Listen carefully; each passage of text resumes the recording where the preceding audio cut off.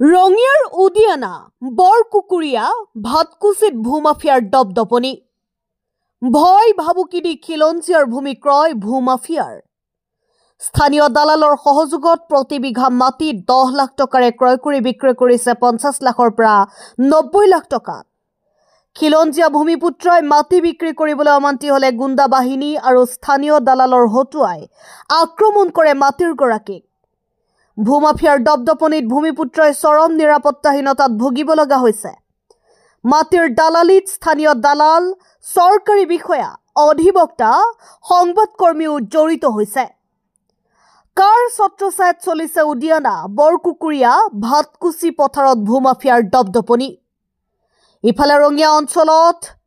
অলিয়ে গলিয়ে গিজগিজাই থকা মাটিৰ দালালে বহু ক্ষেত্ৰত ভূমিৰ গৰাকীৰ অজ্ঞাতে চক্ৰান্তৰে ভূমি বিক্ৰীক লৈ কাজিয়াৰ সূত্ৰপাত হৈ আহিছে যি সময়ত জাতি মাটি ভেটিৰ সুৰক্ষাৰ শপত লৈ বিজেপি নেতৃত্বাধীন চৰকাৰ শাসনলৈ আহিছিল তেনে সময়তে থলুৱাৰ হাতত মাটি বুলিবলৈ নাইকিয়া হৈছে ৰঙিয়াৰ ৰাজহ চক্ৰ বিষয়াৰ কাৰ্যালয়ৰ একাংশ অসাধু কৰ্মচাৰী আৰু মণ্ডলৰ বাবে ভূমি অধিকাৰ বিচাৰি কৃষকে আজি হাহাকাৰ কৰিবলগীয়া হৈছে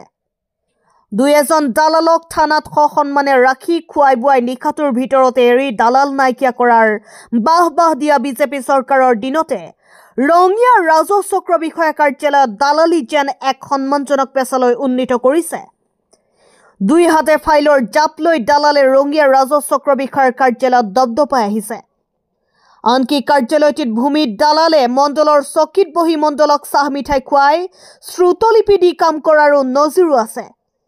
মুঠতে ৰঙিয়াত জাতীয় চেতনাৰ বৰবৰ কথা কৈ ফুৰা সংগঠনবোৰে থলুৱাই ভূমিৰ অধিকাৰ হেৰুৱাৰ সমগ্ৰ প্ৰক্ৰিয়াটোৰ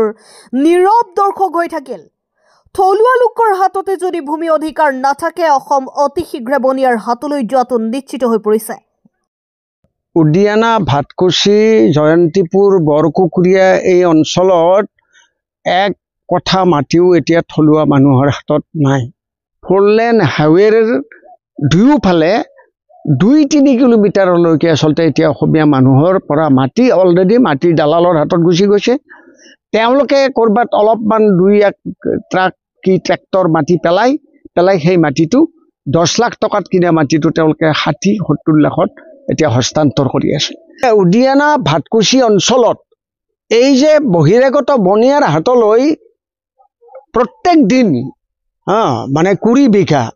2 বিঘা 100 বিঘালৈকে যে মাটি হস্তান্তৰ হৈ আছে ইয়াত মূল ভূমিকা লৈছে থলুৱা কিছুমান মাটিৰ দালালে তাতে আনকি একাংশ উকিলো থকা বুলি শুনিছো তাত একাংশ ৰাজনৈতিক নেতাটো আছেই তো সেইসকলে ৰাতাৰাতি সেই মাটিবোৰ হস্তান্তৰ কৰিছে বনিয়াৰ হাতলৈ আৰু এই গোটেই প্ৰক্ৰিয়াটোক বন্ধ কৰাৰ কাৰণে ৰাইজে কোনো ৰাস্তা পোৱা নাই কাৰণ প্ৰশাসন আৰু ৰাজনৈতিক নেতৃত্বই ৰাইজক সাথ দিয়া নাই সহযোগ কৰা নাই আৰু মই আপোনালোকক এই কথা ক'ব পাৰোঁ যে আমি বহুত কষ্ট কৰি হ'লেও জীৱনৰ ৰিস্ক লৈ হ'লেও এই প্ৰক্ৰিয়াটোক বাধা দিবলৈ বদ্ধপৰিকৰ আমি নেৰো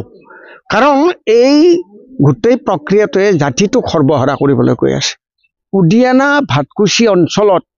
আচলতে জেনুইন যিখিনি কৃষিজীৱী মানুহ আছিল তেওঁলোকে আনকি 150-200 মনলৈকে ধান বিক্ৰী কৰা খেতিয়ক আছে তাত আৰু সেই পথাৰখন নেচাৰেলি ইৰিগেটেড সেই অঞ্চলৰ পথাৰবিলাক তাৰ খেতি দি গোটেই কামৰূপ জিলাখনক ভাত খুৱাব পাৰে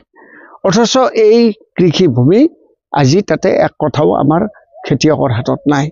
অসমীয়া মানুহক থলুৱা মানুহক মানে সঁচা অৰ্থত প্ৰলিটেৰিয়েট সজাব